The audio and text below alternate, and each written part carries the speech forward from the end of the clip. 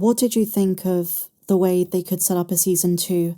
And do you think there will be a season 2 based on viewership and fan response? I don't think there will. No, I think Disney are at a point now where they've had so many flops back to back in terms of, at the cinemas, on their streaming services. And I think that they will probably not want to spend another 180 million on taking a risk on something that's not necessarily done that well.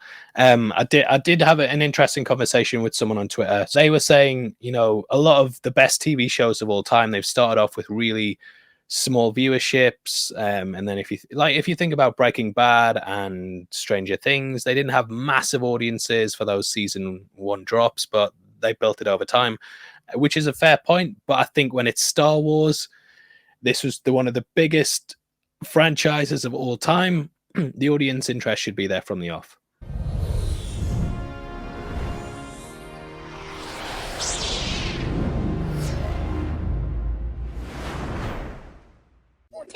Well, my dear friends, the dust has settled from the Acolyte finale, but we're still getting some very interesting Star Wars news. And this concerns Season 2. On social media, the hashtag #RenewTheAcolyte has been trending, but for many, they don't want a Season 2. Well, now we have something from the showrunner herself. The Acolyte's creator Leslye Headland says she's heard nothing about getting a potential Season 2. And as we spoke about recently, Bob Iger saying, we're going to cut back on things that don't get viewership, that don't make money, and with the enormous budget and diminishing returns on the front of week-to-week minutes watched, it doesn't seem like they're renewing this anytime soon. Here's what Entertainment Weekly said. The Acolytes burned through both bodies and story at a blistering pace in Season 1, killing an absurd number of Jedi and completely flipping the script for its main twin characters played by Amandla Stenberg. So what does creator Leslye Headland have in store for Season 2? Well, first, she needs to get a Season 2. When she was asked by Entertainment Weekly what she's heard in terms of a second season being greenlit, Headland uses both hands to make a big zero. Nothing, she says. So does that mean the visionary behind the greatest action spectacular streaming series in Star Wars history, oh come on, is just sitting around waiting for word from Lucasfilm and Disney+? Basically. But that's not necessarily a bad thing, she says. You have to take a break, Headland states. Especially after something like this. I don't even know how many years my brain has been going Star Wars, Star Wars, Star Wars, Acolyte, Acolyte, Acolyte. Just constantly solving problems, constantly thinking about it. She says, it's very weird to now be in a place where I don't need to do that.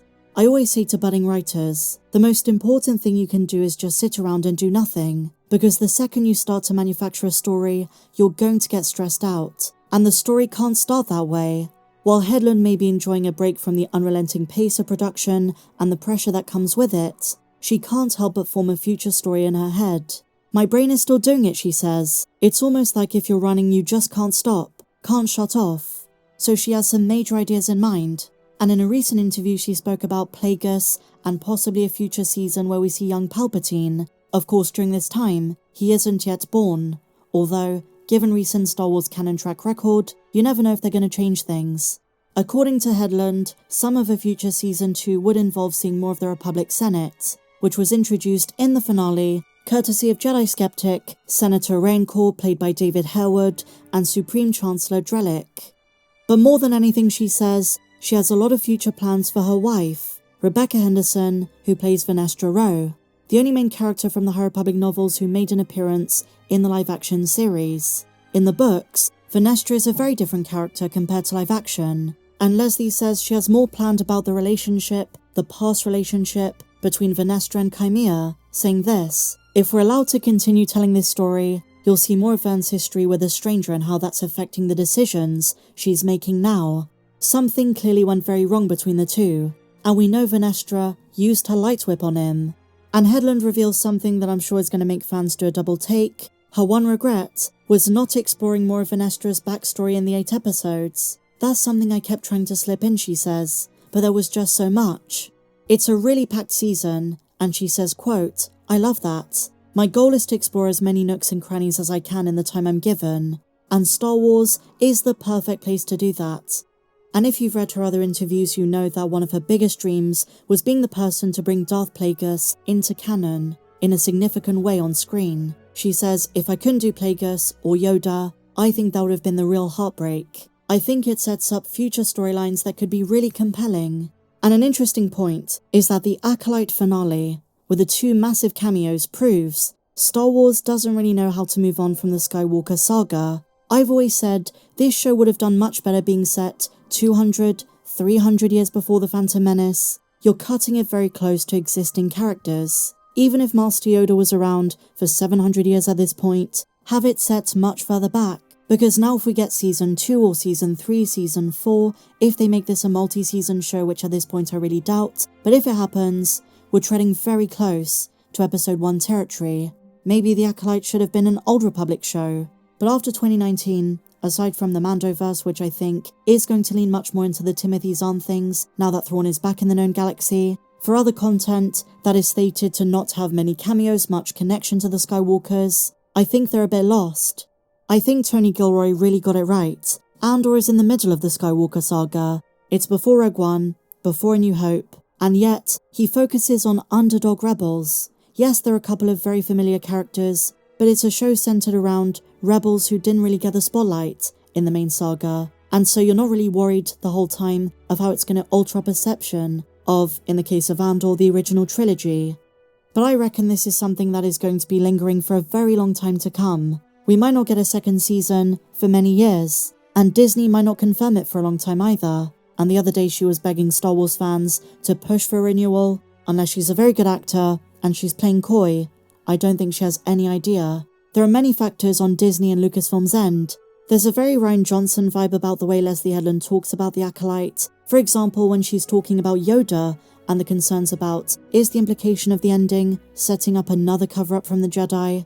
She says yes. In the Clone Wars Season 6, it's revealed he covered up the creation of a clone army, and asked everyone to not say who was behind it. So it just felt to me there was something fun to explore there if we were allowed to talk about it, and to do more seasons. There was a large conversation about including him, but I just thought, I mean, it's my show. So she's very much of the opinion, it doesn't matter what other Star Wars creators did, it doesn't matter about what fans think, it's my show, and I'm gonna do things how I want them.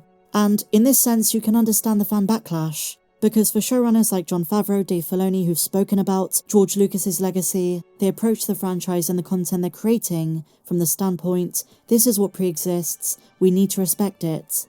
For Leslye, it was very much, as she admits, a checklist of things she wanted to see in the show.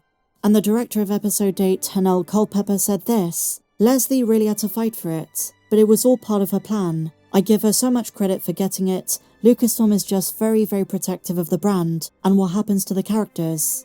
Well, some might argue not enough. There's other storylines being developed by Lucasfilm as well, so it all had to fit together, it had to make sense. And according to new reports, my dear friends, The Acolyte fell out of the Nielsen top 10 ratings. The buzz around it really seemed to die down after Episode 3, if the analytics and reliable metrics are anything to go by. And I just want to finish by giving some perspectives from our own community. I asked you guys what you thought of the finale, and here were the responses. I'm glad the High Republic era finally got to come alive outside the books. I know a game is being made, but we have no real estimate as to when it's going to be released, and they're talking about Star Wars Eclipse. I thought characters like Sol, May, Osha, Qimir and Jeki were interesting, I definitely agree, especially Qimir and Osha, one being a Jedi murdering menace, and the other becoming the real Acolyte. I very much approve of the martial arts and lightsaber choreography employed here, as many bemoaned the sequels for lacking the oomph of those saber battles. That being said, true focus on the Sith was lacking, and you guys know that is my biggest criticism, so I definitely agree with this. The attention on the Jedi and their shortcomings siphoned away too much momentum. They had something going with May targeting the Jedi responsible for the loss of her home, but we don't get to see how she met Qimir, her thoughts about him, or rather his masked persona. We don't even get a vision or flashback as to how Qimir slipped into the dark side. Overall, the series to me isn't as terrible as people made it out to seem, but it definitely needed more. 2 or 3 more episodes might have fixed some issues here. If the storyline is continued, I'm not betting on a season 2, more likely a one-off comic. I think that's a very level-headed review. I certainly agree with some of the choreography in the last episode, and also some characters being more interesting than others, but so much context lacking. This person says, I scored it 3 stars, scoring 1 for writing choices, but scored 5 for the saber battles. Again, that's kind of where I'm at. My husband and I watched this series and I laughed through most of the episode because they were so hilariously nonsensical. But the last one left a sour taste. Should The Acolyte be renewed for a second season? Is there potential there? Let me know in the comments down below.